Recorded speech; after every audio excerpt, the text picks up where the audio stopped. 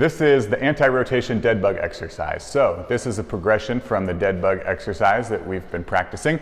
And what we're gonna do is we're gonna lay on our back. Now I'm gonna be using this bench here just because of the height of where our band is, but ideally we do this exercise on the floor.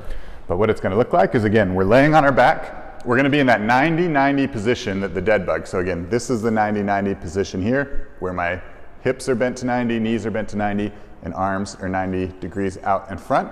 And then we're gonna take a band hooked to a wall and we're gonna pull it off the wall and hold it right in front of our chest, just like this. And then while holding the band, we are going to just do that same dead bug exercise with the legs, where we bring one leg down and we bring the other leg down. Now the one thing that we're watching for as we do this exercise is this low back. So as we start to fatigue, what will happen is your low back is gonna arch up off the ground, and that is what we don't want to happen. That's gonna put a lot of pressure on your low back. So as you're doing this exercise, you wanna do it nice, slow, and controlled, and make sure that this arch is not being over-exaggerated and really coming up off the ground like that.